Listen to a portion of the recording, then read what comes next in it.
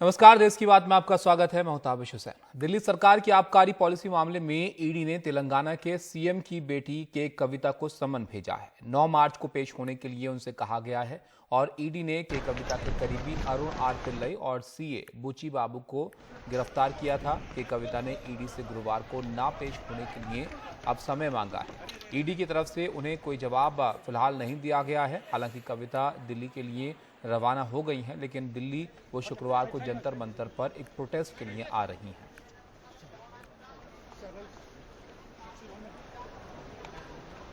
उधर आम आदमी पार्टी ने केंद्र सरकार पर आरोप लगाया है कि मनीष सिसोदिया को एक षड्यंत्र के तहत तिहाड़ जेल की जेल नंबर 1 में रखा गया है, जहां देश के सबसे खतरनाक और हिंसक अपराधी बंद हैं। आम आदमी पार्टी प्रवक्ता सौरभ भारद्वाज ने कहा कि जेल नंबर 1 में ऐसे अपराधी हैं जो किसी की भी हत्या कर सकते हैं।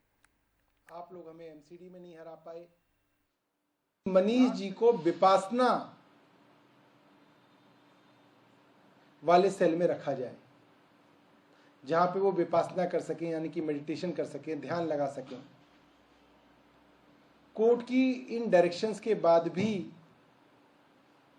उनको इस तरीके के हार्डन क्रिमिनल्स के साथ क्यों रखा जा रहा है, हमें जानना चाहेंगे। और आज हमारे बीच में मनीष सिसोदिया जी, सत्येंद्र जैन जी होली के दिन नहीं है, ये कमी तो है ही। इसके साथ आज ये चिंता भी है कि क्या केंद्र सरकार अब राजनीतिक हत्याएं भी करवाएगी। दिल्ली सरकार के minister in waiting Saurabh Bhardwaj, जो अभी उन्होंने प्रेस कॉन्फ्रेंस करके एक आरोप लगाया भारतीय जनता पार्टी के ऊपर कि मनीष सिसोदिया की हम भारतीय जनता पार्टी हत्या कराना चाहती है जेल के अंदर, ये किस तरह का आरोप है? ये आपकी मानसिकता दिखाता है कि आप किस तरह की सोच रखते हैं। हमारे डिफरेंस ओपिनियन हो सकते हैं, लेकिन इस तरह की बातें सोचना तो आप लोग भी सोच सकते हो, हम नहीं सोच सकते। सबको मालूम है कि तिहाड़ जेल जो है वो दिल्ली सरकार के तहत आता है, और हम सबने देखा कि किस प्रकार से अभी रिजाइन हुए मंत्री सत्येंद्र जैन जिस प्रकार से रिजॉर्ट की तरह वहां मजे ले रहे हैं, सबने देखा तिहाड़ जेल के अंदर मजे ले रहे हैं। तो मुझे लगता है कि आपको सोचना चाहिए कि इस तरह का आरोप लगाने से पहले कि तिहाड़ जेल के अंदर, तिहाड़ जेल तो आपके पास है। दूसरी बात आपने करी कि हम एक कॉन्स्पिरेसी के तहत हमने अंदर रखा है। हमने अंदर नहीं रखा, कोर्ट ने अंदर रखा है, कोर्ट ने ऑर्डर किया है। प्रधानमंत्री मोदी और गृह मंत्री अमित शाह की मौजूदगी में डॉक्टर माणिक साह ने आज अगरतला में त्रिपुरा के मुख्यमंत्री पद की शपथ ली और शानदार शपथ समारोह के जरिए बीजेपी ने त्रिपुरा में अपनी ताकत दिखाने की भी कोशिश की। बीजेपी सत्ता में लौट आई है, लेकिन अपनी ताकत बढ़ाने का कोई तरीका भी वो नहीं छोड़ रही है। उसने आज त्रिपुरा मोथा पार्टी के साथ गठजोड़ के लिए बातचीत भी की। हाल के चुनावों में त्रिपुरा मोथा दूसरे नंबर की पार्टी बनकर यहां पर उभरी है और सूत्र बता रहे हैं कि आदिवासियों के मुद्दे पर संवैधानिक हल की मांग पर गृह मंत्रालय जल्द ही त्रिपुरा मोथा से औपचारिक बातचीत शुरू करेगा। शांतना चाकमा कैबिनेट मंत्री हिसाबे ताहा कैबिनेट मंत्री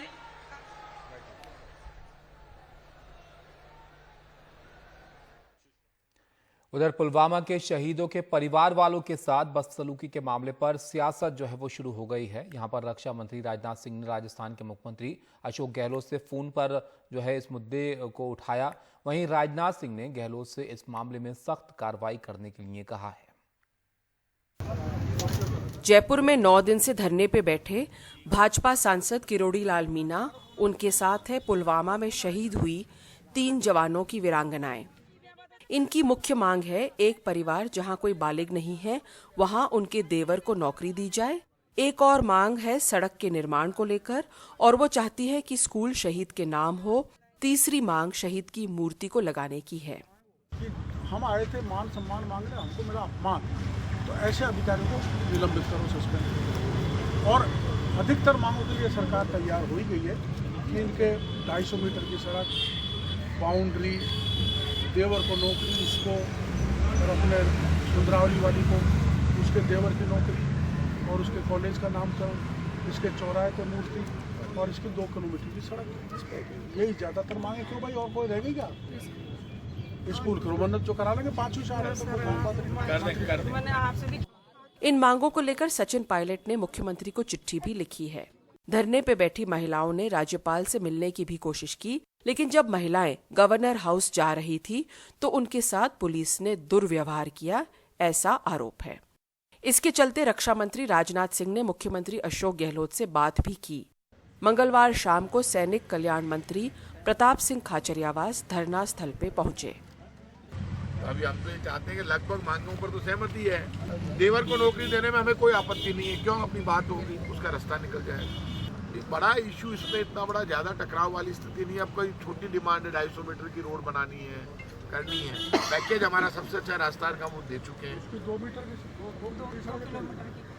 2 किलोमीटर मैं तो हजारों किलोमीटर की बना रही हूँ, 2 किलोमीटर और बना देंगे। हमारी सरकार कहीं भी शहीदों के लिए कड़ा रुख नहीं अपनाएगी, बिल्कुल नरम रुख अपनाएगी। तो इनकी मांगों को पूरा करने का प्रयास करेंगे। लेकिन मुख्यमंत्री अशोक गहलोत ने इनकी मांगों को लेकर ट्वीट के जरिए कुछ सवाल किए हैं। उन्होंने पूछा है कि अगर वीरांगनाएं देवर को नौकरी देना चाहती हैं तो शहीद के बच्चे जब बालक होंगे तो उनका क्या होगा? उनका हक मारना उचित है क्या? मुख्यमंत्री ने किरोड़ी लाल मीणा पे राजनीतिक रोटियां सेकने का भी आरोप लगाया है। उन्होंने ये भी बताया कि एक जगह जहां वीरांगना शहीद की मूर्ति लगाने की बात कर रही है तो वहां पहले से शहीद की 2 मूर्तियां लग चुकी है, और क्योंकि अब सहमति नहीं बनती दिख रही है, डॉक्टर किरोड़ी लाल मीणा ने अपना धरना जारी रखा है। जयपुर से हर्षा कुमारी सिंह, एनडीटीवी इंडिया। दिल्ली और आसपास के इलाकों में इन दिनों H3N2 इन्फ्लुएंजा, जिसे हांगकांग फ्लू भी कहते हैं, इसका प्रकोप जो है वो बढ़ रहा है। ये बेहद संक्रामक बताया जा रहा है और उत्तर भारत में पिछले कुछ महीनों में अस्पताल में सबसे ज्यादा भर्ती होने वाले मरीज इसी फ्लू से पीड़ित हैं। बच्चों से लेकर बुजुर्ग तक बुखार, बदन में दर्द, सांस लेने में दिक्कत से लेकर गला खराब होने की शिकायतें लेकर इमरजेंसी वार्ड में दाखिल होने के लिए आ रहे हैं। इस आक्रामक और देर तक चलने वाले वायरस के साथ साथ भारत भर में कोविड के मामलों में भी अचानक तेजी आई है। स्वास्थ्य मंत्रालय के आंकड़ों के हिसाब से देश में एक दिन के कोरोना मामलों में 260 ताज़ा मामलों का इजाफा हुआ है, जबकि मौजूदा मामले बढ़कर 3000 हो गए हैं।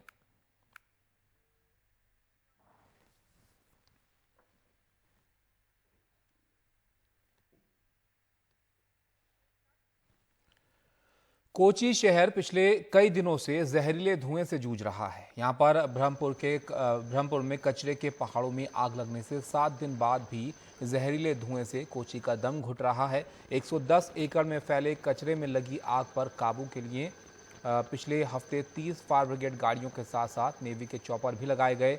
आग लगने के बाद से कोची की AQI गिरकर पुअर श्रेणी में आ गई है। हाईकोर्ट ने कहा है कि आग की वजह से कोची गैस चैम्बर में बदल गया है। अदालत ने आग की वजहों और कचरा प्रबंधन योजना पर विस्तृत रिपोर्ट मांगी है। नगर निगम ने अदालत से कहा कि कचरा प्लांट में लगी आग के कारण जो है वो पता नहीं है।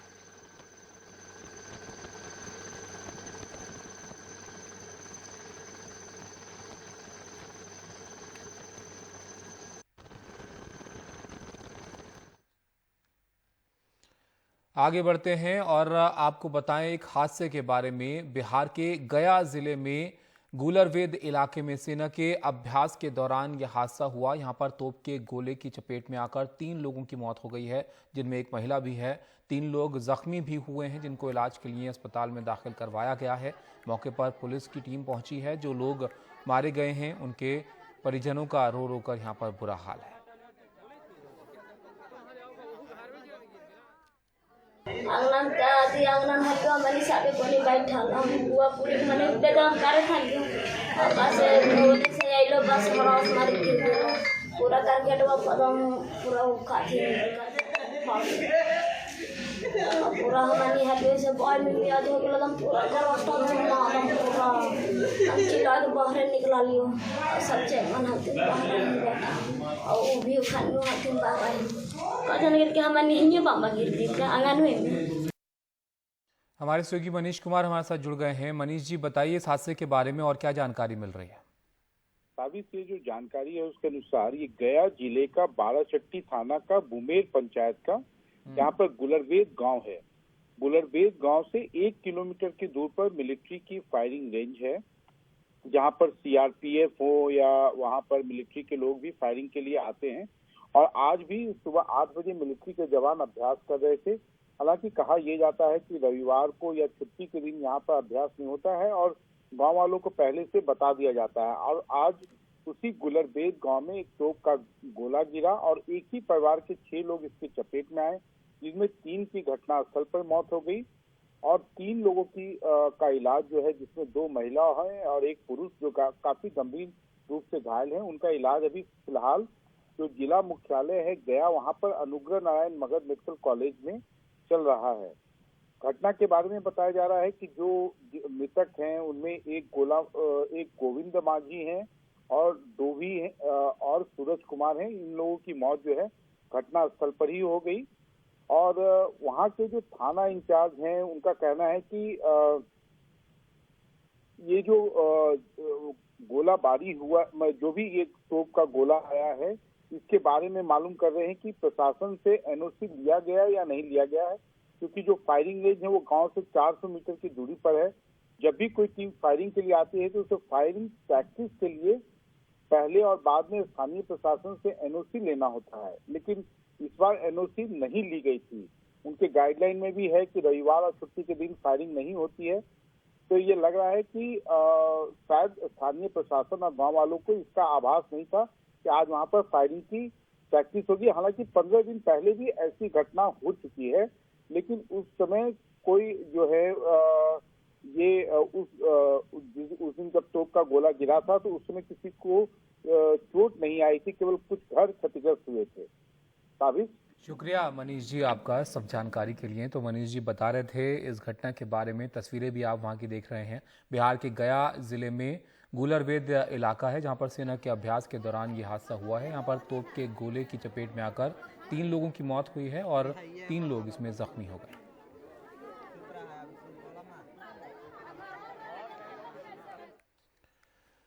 मध्य प्रदेश के रतलाम में रविवार को हुई नेशनल बॉडी बिल्डिंग चैंपियनशिप पर राज्य में सत्ता और विपक्ष में तलवार जो है वो तन गई है। कई हिंदूवादी संगठन भी इसे धर्म संस्कृति पर हमला बता रहे हैं। कांग्रेस ने रतलाम में प्रदर्शन किया तो उसमें बीजेपी नेता और पूर्व गृह मंत्री हिम्मत कोठारी भी शामिल हुए। रतलाम में विधायक सभागृह में रविवार को 13वीं जूनियर मिस्टर इंडिया 2023 प्रतियोगिता आयोजित हुई, जिसमें कई राज्यों के 350 प्रतिभागी शामिल हुए। कार्यक्रम की शुरुआत बीजेपी महापौर प्रहलाद पटेल ने कन्या और हनुमान जी की पूजा से की। चैंपियनशिप के मंच पर हनुमान जी की मूर्ति रखी हुई थी, जिसके सामने महिला बॉडी बिल्डरों ने प्रतियोगिता में शिरकत की। कांग्रेस को यह हनुमान जी का अपमान लग रहा है। कार्यक्रम के बाद परिसर में गंगाजल छिड़का गया। अगले दिन कांग्रेस ने कई जिलों में हनुमान चालीसा का पाठ किया, भोपाल के पीसीसी दफ्तर में भी।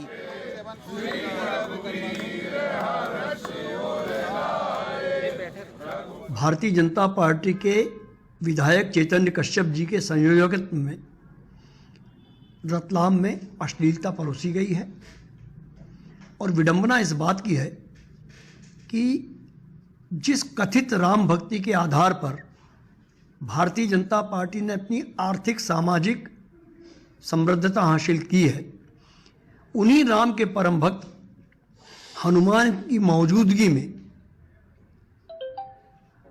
एक सुनियोजित प्रयास था अभद्रता और अश्लीलता परोसने का, जो अक्षम्य अपराध है, भारतीय जनता पार्टी ने किया है।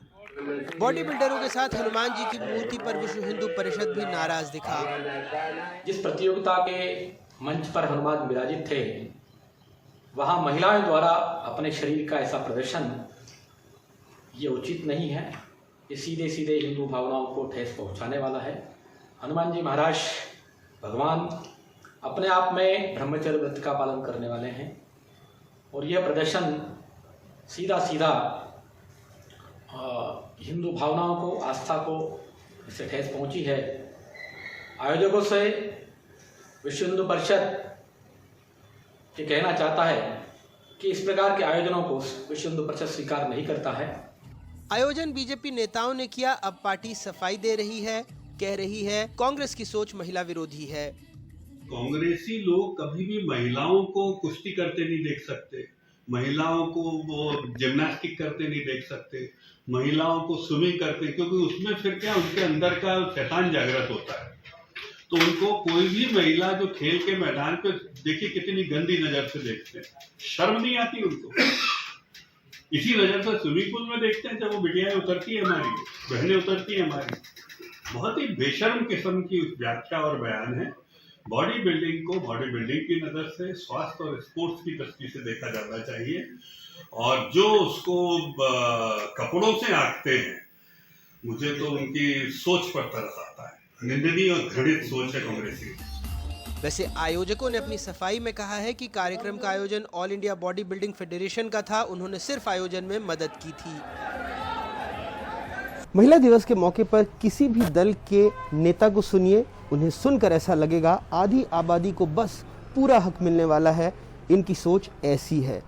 लेकिन कोई मुद्दा सियासी मिल जाए तो फिर इन्हीं नेताओं को सुनिए, उन्हें सुनकर ऐसा लगेगा अरे इनकी सोच ऐसी है। रतलाम से अपने सहयोगी साजिद और भोपाल से कैमरा पर्सन रिजवान खान के साथ अनुराग द्वारी, NDTV इंडिया।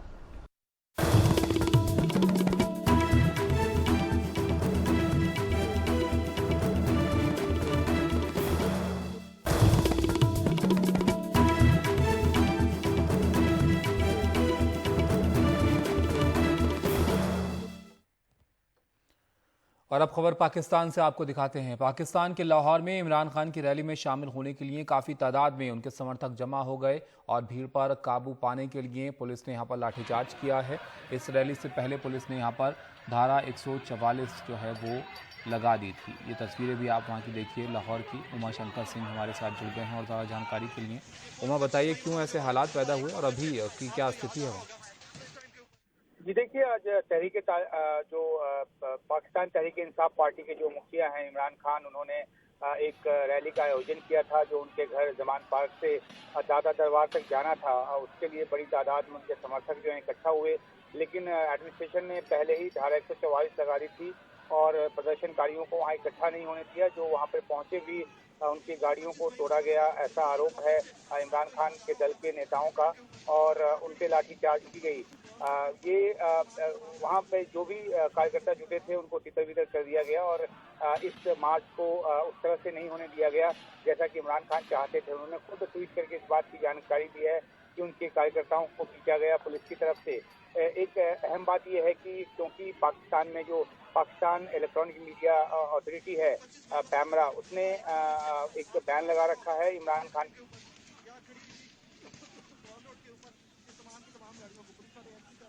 जाहिर सी बात है कि पाकिस्तान तहरीक इंसाफ के जो समर्थक हैं उनका कहना है कि ये भीड़ बहुत ज़्यादा थी और लोग बहुत तादाद में जुटे, लेकिन क्योंकि दिखाने की पाबंदी है वहाँ पे इस प्रदर्शन को, इसलिए वो अपनी आवाज़ दबाने की बात कर रहे हैं। तो एक जो लंबा झगड़ा चल रहा है पाकिस्तान की सरकार और इमरान खान के बीच जब से उनको प्रधानमंत्री पद से हटाया गया और लगातार चुनाव अर्ली इलेक्शन की मांग कर रहे हैं। दो प्रांतों में चुनाव होने भी हैं 30 अप्रैल को, खैबर पख्तूनख्वा में और पंजाब में। तो इसी मुतल्लिक उन्होंने ये रैली निकाली थी, लेकिन उसको प्रशासन ने कामयाब नहीं होने दिया। ताबिश।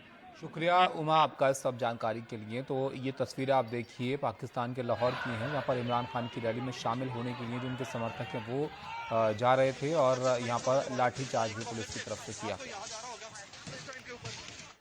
आगे बढ़ते हैं और दिल्ली से खबर आपको दिखाते हैं। दिल्ली के भजनपुरा इलाके में एक इमारत जमींदोज हो गई है और हादसा दोपहर 3 बजे के आसपास यहां पर हुआ है। इमारत कमज़ोर थी या किसी और वजह से ये गिर गई, फिलहाल इसकी जानकारी नहीं मिल पाई है, लेकिन इस इमारत के गिरने की तस्वीरें जो हैं वो सामने आई हैं। ये आप देखिए किस तरह से ये जो इमारत है ये जमींदोज हुई है।